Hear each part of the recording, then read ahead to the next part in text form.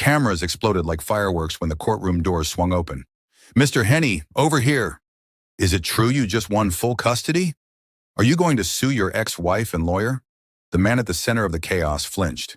He squeezed the hand of the young woman walking beside him, the one still clutching a worn leather file like it was the only thing keeping her upright. "Haley," he said quietly, I don't know how to do this part." She stared at the swarm of microphones and flashes, then back at him. "Mr. Henney?" a reporter shouted again. The name hit her like a slap. Henney. She'd seen it on the cafe Wi-Fi login, on the app, on a small brass plate near the door. Henney Group.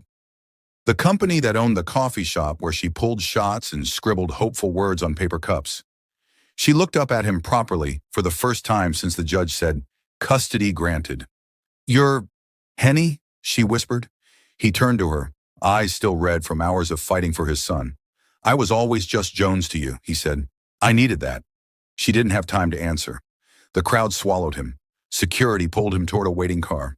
Someone bumped her shoulder. The file cut into her palm. 2 months earlier, he'd just been a tired man in a hoodie, staring into a cup like it held the answer to everything. Back then, the notes were the only voice he had left. Haley started them as a joke. She was exhausted, broke, and one rent notice away from sleeping in the back room. The law license taped inside her dresser drawer felt like a relic from another life. So she did the only thing she could do without permission. She picked up a marker. "Order for Tom?" she called. The man in the hoodie didn't look up from his phone. She slid the latte toward him. On the cup, under his name, she'd written, "One bad day doesn't mean a bad life." He blinked when he saw it. A tiny, confused smile flickered. The next day, she did it again for someone else. "You've survived 100% of your worst days so far." Then again, and again. Some people rolled their eyes. Some took photos. Most barely noticed. But the man in the hoodie kept coming back. He always ordered the same thing. Always at the same time. Always with that distant, hollow look. She started saving her best lines for him. "The world needs you more than you know. You are not as alone as you feel right now.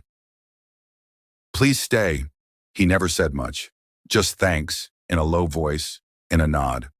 But she noticed he stopped shaking when he held the cup. He noticed he stopped standing on edges. There were nights alone in his penthouse kitchen when his mind whispered ugly final thoughts. Divorce papers on the table, a photo of his 6-year-old son on the fridge, lawyer emails full of "we may lose" and "we should settle." He'd line the cups up on the counter, reading her messy handwriting over and over, until the urge to step off the balcony faded. He didn't know her name, just that she drew little stars next to the words when she was in a good mood and forgot when she wasn't. She didn't know his either. On the cups, he was just Jones. The night she found him crying, there were no stars. It was raining hard. The cafe was nearly empty. Haley wiped the counter slowly, stretching out the last 15 minutes of her shift, because home didn't feel much safer than here. Someone sniffed. She looked up. Jones sat in his usual corner, hoodie soaked, shoulders shaking. His hands covered his face. The cup sat untouched. Haley hesitated. Her manager had already left. It was technically closing time. Rent was due in 3 days. Her phone buzzed with a text from her landlord. "We need to talk." Her stomach twisted. She walked over anyway. Hey," she said softly. "We're about to close, but are you okay?" He didn't answer at first. Then a muffled, bitter laugh slipped out. "Do I look okay?" he said, voice hoarse. "No," she said honestly.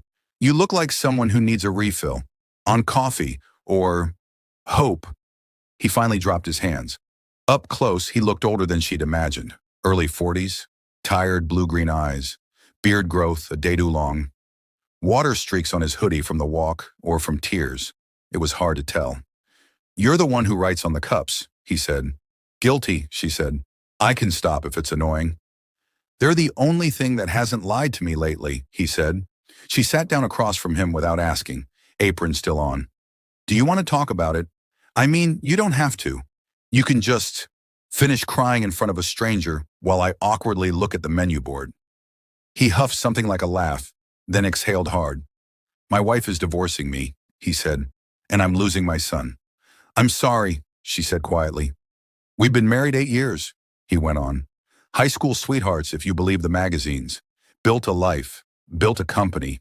Now she's, he swallowed, now she's saying I'm unstable, that my job makes me dangerous.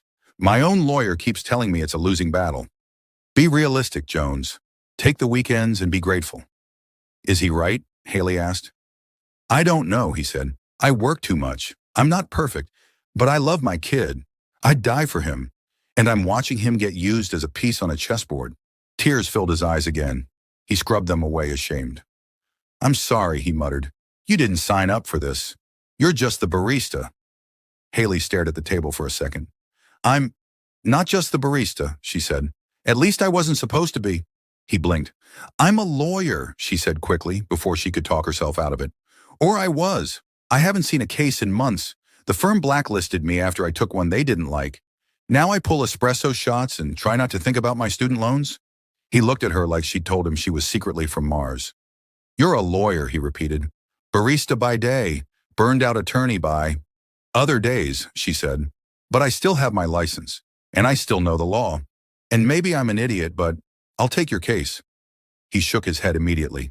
You don't want this. She's ruthless. Her family's connected. She lives in a house you can see from the highway. And my lawyer he's one of the best. On paper. On paper, I'm wiping tables, Haley said. Paper lies. People do too. But I watched you sit in that corner for months and not give up. I watched you hold your coffee like a life raft. You don't deserve to lose your kid because two rich people decided you're inconvenient.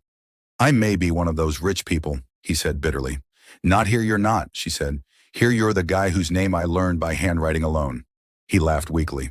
I can't pay you, he said. Not what you'd be worth. I'll do it pro bono, she said. I'd rather fight for someone who's actually hurting than sit here waiting for my landlord to kick me out. Let me help. He studied her, searching for the catch. Who are you? He whispered. Haley, she said. You're barista. You're lawyer. Take your pick. He took a deep, shuddering breath. Okay, he said. You're hired. If you're already wondering whether a broke barista lawyer can beat a billionaire's cheating lawyer and powerful ex, hit subscribe right now so you don't miss stories like this. And tap like if you'd have offered to help him too, even with your own bills due. The next day, he walked into his law firm with Haley at his side in the only blazer she owned. His lawyer, Cole, stood as they entered. Tall, polished, famous. The kind of man whose face showed up on top 10 attorneys' lists. Jones, Cole said, smile tight. We need to talk strategy before the next hearing. We do, Jones said. This is Haley. She's my new counsel. Cole's smile didn't crack. It snapped. New counsel? He repeated. We're mid-case. You can't just... I can, Jones said. I'm terminating our agreement. On what basis? Cole demanded. On the basis that I don't trust you, Jones said. Haley hadn't told him everything yet.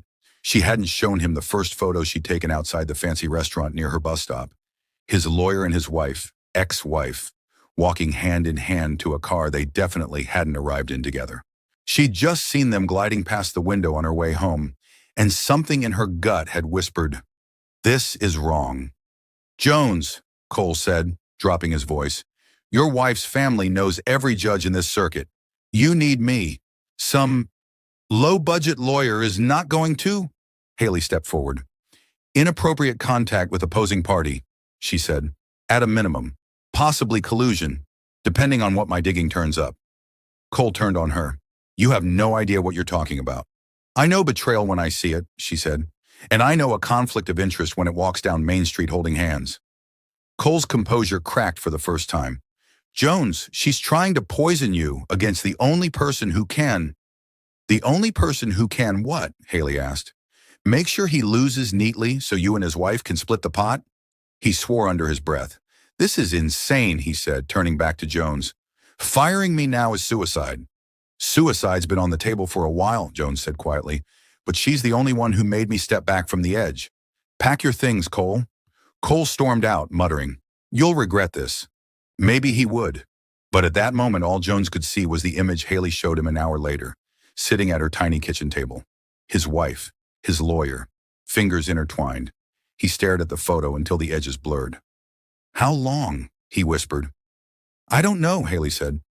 But the way they moved around each other? Not new. He nodded once, like something inside had finally snapped. He went numb after that. Calls from his ex went to voicemail. He signed whatever Haley told him to. He showed up to meetings in clean clothes but with dead eyes. There was one night she worried she'd lost him. He didn't come to the cafe, didn't answer texts. She closed early, pacing with her phone in hand. At midnight, her screen lit up. I came close. The message read, "Your cup stopped me. Again." She stared at the photo attached, a row of cups on a counter, all with her scribbled words. Last in line, today's. You are more than what they did to you. She sat down on the floor and cried until morning. Court day arrived like a storm. His ex-wife walked in first, immaculate in white, flanked by her parents and a new team of lawyers. Cameras flashed. Bloggers whispered. Haley walked in alone, carrying a bulging file and a battered briefcase. The judge glanced up, surprised to see her at counsel table. "You're replacing Mr. Cole?" he asked. "Yes, Your Honor," she said. "Motion to substitute counsel was filed last week." His ex's lead lawyer smirked. "We don't object, though we do question Mr. Henney's judgment. Hiring bar staff." Haley didn't flinch. "You'll have time to question a lot of judgments today," she said. She started small. Calendar inconsistencies, late-night hotel receipts that didn't match business trips, restaurant bills paid on a shared card. Then she moved to phone records, photos, witness statements from a maitre d' who remembered the generous tip from that high-profile lawyer and his stunning companion. His ex's lawyers objected. She overruled them with calm citations. Truth piled up until the judge's face went from bored to angry. "Are you suggesting," his ex's lawyer sputtered, "that my client and Mr. Cole—" "I'm not suggesting," Haley said. "I'm presenting evidence." She put the last photo on the screen. His ex-wife kissing Cole outside a hotel, time-stamped during a week she'd sworn under oath she was on a healing retreat. The courtroom went quiet. His ex's confident mask cracked. The judge's gaze hardened. "I see no world in which this does not constitute serious misconduct," he said. "Not only ethically, but as it relates to the credibility of your client's claims about Mr. Henney." Haley took a breath, went for the throat. "This was never about the child's best interests," she said. "It was about money, about power, about punishing a man for working hard by calling him unfit and letting the people who lied about caring for him handle his son's future." The judge ruled. Custody to Jones, supervised visitation for his ex until a separate hearing. Sanctions for Cole, a recommendation to the Bar Association. Jones didn't move at first. Then his son, sitting in the back row with a nanny, broke free and ran down the aisle. "Daddy!" Max yelled. Jones dropped to his knees and caught him, sobbing into his hair. Haley looked away, swallowing hard. If you're still watching and your heart clenched in that courtroom, hit like right now. It helps this story reach more people who love emotional twists. And make sure you're subscribed so you don't miss the moment when her coffee cup kindness turns into something more. Outside, the world exploded. Reporters, headlines, questions about stock prices, company image, the scandal. By the time Haley realized who he really was, Henney, the name behind the cafe, the app, the glass high-rise downtown, she was back behind the counter, apron on, scrubbing an already clean machine. He came in quietly. No cameras, no suit jacket, just Jones in a sweater, holding a little boy's hand. Max dashed to the display case. "Can I have the big cookie?" he asked. "Only if you share," Haley said automatically, then froze. "Oh, I'm, sorry, does your dietitian—" "She's not here," Jones said. "I fired her too." Haley huffed a laugh despite herself. He slid a plain envelope across the counter. "That's your fee," he said. "At your rate, for your hours. I argued for more. You threatened to sue me for overpaying. We compromised." "You're my client," she said. "Not my sugar daddy." His eyes warmed. "Trust me, I've had enough of those dynamics to last a lifetime." She opened the envelope later, alone. Her hands shook. It was more money than she'd ever seen in one place. Enough to pay the rent. Enough to pay off one ugly chunk of loan. Enough to buy time. Time to think about his next offer. "I want to retain you," he'd said, sitting at one of her cafe tables like it was an office. "I already represented you," she said. "You can't divorce your ex twice." "I don't mean for that," he said. "I mean longer. Real retainer. You build your own practice. I'll give you space, support, clients who can pay, and you keep taking the people no one else wants. Landlords, workers, parents like me. Before the headlines. I won't be your charity project, she said. You won't, he replied. You'll be my lawyer, with full autonomy. I won't touch your cases. I just want to invest in someone whose ethics I trust with my son. It was the last part that got her. She said yes. The first kiss didn't happen in some perfect movie moment. It happened because they were both terrible at board games. They'd put Max to bed after a night of pizza and just one more story. The house was quiet. They sat at his kitchen island, an abandoned game of cards between them. You cheated, she accused. You miscounted, he countered. You bent the rules. You cross-examined a 6-year-old over bedtime, he said. We all have our flaws. They laughed. The sound faded into something softer. He sobered. You know, he said, I meant it. About you saving my life. You keep saying that, she replied. One custody win doesn't... Not the case, he said. The notes. The stupid little sentences on cardboard. Every time I thought about ending it, I saw your handwriting. Some random barista who believed strangers deserved another day. She swallowed. I wrote those for myself at first, she admitted. I needed to believe them, or I was going to drown. We pulled each other out, he said, without even knowing our last names.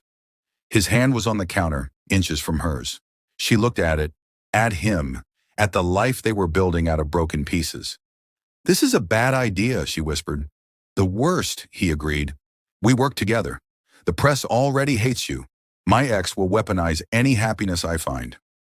Your son asked if I was going to marry you, she said. No pressure. He winced. He also thinks he can become a dragon if he eats enough spicy chips. Maybe don't give him veto power. They both smiled. Do you want me? He asked softly enough that she could pretend she'd misheard. Yes, she said so quietly it barely counted. He leaned in like he was approaching a ledge. If we do this, he said, we do it slow. Honest. No secret affairs. No lies about work. We keep Max at the center of every decision. And if it ever hurts him, we stop before it breaks. She nodded. Deal, she said. He kissed her. Just once, gentle and grateful. It wasn't fireworks. It was like finally exhaling after holding her breath for too long. Months later, when her little 2-room office above the cafe had her name on the door and his company had a new ethics policy she'd written herself, she still worked a few shifts behind the bar. Old habits. Old love. Why do you keep doing that? One regular asked. You've got a fancy plaque now, she smiled, uncapping her marker. Because somewhere out there, she said, someone is having the worst day of their life, and they might walk in here instead of walking off a bridge. She slid a cup across the counter. Today's note was simple. You are not finished yet. At a corner table, Jones, Henny to everyone else, watched her, his son coloring beside him. He lifted his own cup, the one she'd written on privately. He read the line she'd added just for him. You're allowed to be happy now. For the first time in a long time, he believed it. If this story kept you watching to the very end, don't forget to hit like so more people find it. Subscribe for more untold billionaire twist stories and tell in the comments. Would you have trusted a barista with your entire case and maybe your heart?